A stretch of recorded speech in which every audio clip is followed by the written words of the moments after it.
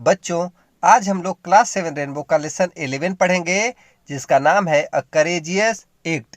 यह एक गायत्री नाम के लड़की की कहानी है, जिसके गांव में बाढ़ आ जाती है और बाढ़ आने के बाद वह कैसे लोगों की हेल्प करती है, किस किस प्रकार से, इसी से रिलेटेड ये चैप्टर है।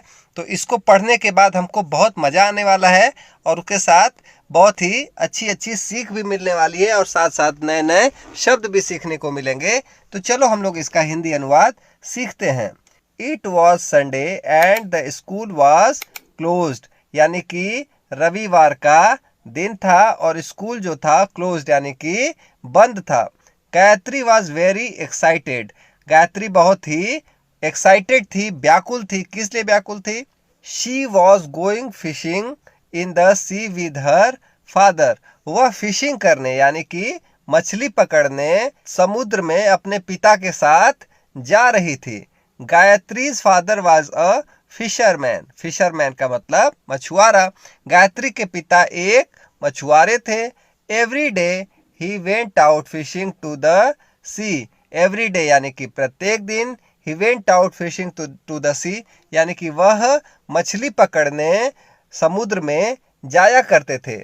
He had promised Gayatri that he would teach her fishing, उन्होंने गायत्री से प्रॉमिस किया था, वायदा किया था कि he would teach her fishing, वह उसको मछली पकड़ना सिखाएंगे। She wanted to take up her father's profession when she will grow up, she wanted to take up, वह करना चाहती थी, क्या करना चाहती थी? हर फादर्स प्रोफेशन, वह अपने पिता के प्रोफेशन को टेकअप करना चाहती थी, यानी कि उनके बाद उसको संभालना चाहती थी। When she will grow up, जब वह बड़ी हो जाती, इसलिए वह फिशिंग के लिए जा रही थी या फिशिंग सीखना चाहती थी।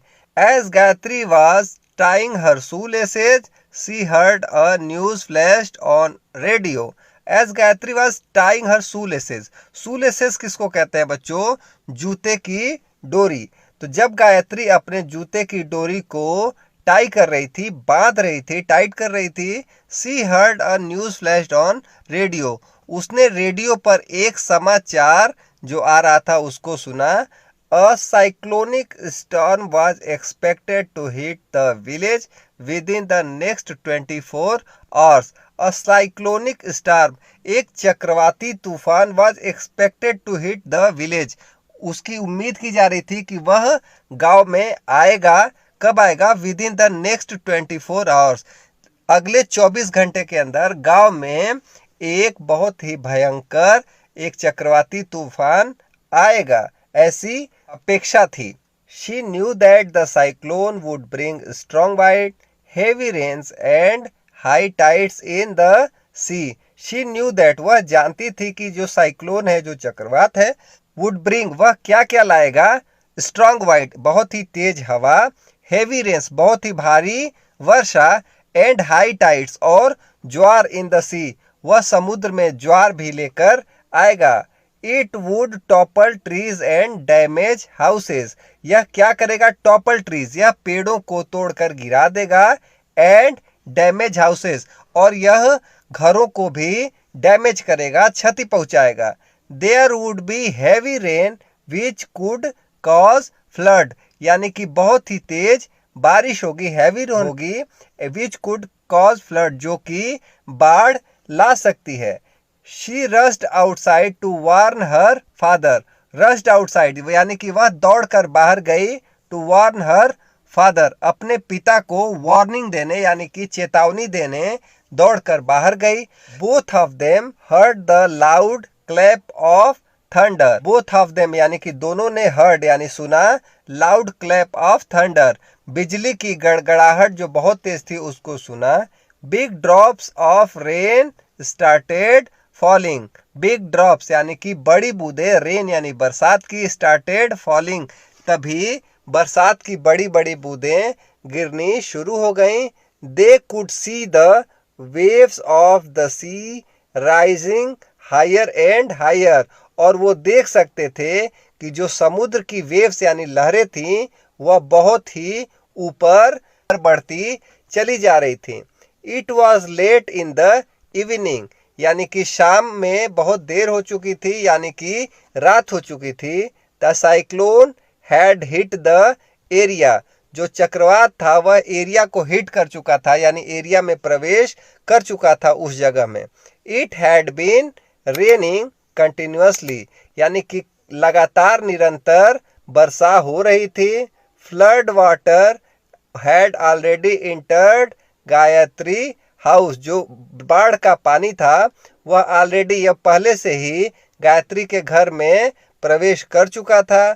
She had placed all the small house hold items like food articles, utensils, candles and match boxes on beds, tables and chairs. She had placed all the small house hold items, यानी कि उसने घर की सभी छोटी छोटी चीजों को क्या किया था, जैसे कि भोजन, आर्टिकल्स यानी कि सामान, यूटेंसिल्स यानी कि बर्तन, कैंडल यानी कि मोमबत्तियां, मैच बॉक्स यानी कि माचिस, इन सभी चीजों को उसने बेड पर, टेबल पर यानी कि मेज पर और चेयर यानी कि कुर्सी पर रख दिया था। By the morning a lot of water had entered the house. By the morning यानी कि सुबह तक, a lot of water had entered the house, बहुत सारा पानी घर में प्रवेश कर चुका था। After an uncomfortable night Gayatri went to the terrace and looked around. After an uncomfortable night, uncomfortable मतलब असहज, एक बहुत ही बुरी रात के बाद, असहज यानी कि उस रात को बहुत ही बेचैनी रही होगी, उस जिसके घर में पानी ही भरा हो वो कैसे सो सकता है। तो बहुत ही असहज रात के बाद Gayatri went to her terrace and looked around. Gayatri अपने टेरेस यानी कि छत पर गई और लुक्ड अराउंड यानी कि चारों तरफ उसने देखा। The entire area was submerged in water. Entire area यानी कि पूरा एरिया, पूरा जो क्षेत्र था वह सबमर्ज्ड इन वाटर, वह पानी में डूब गया था।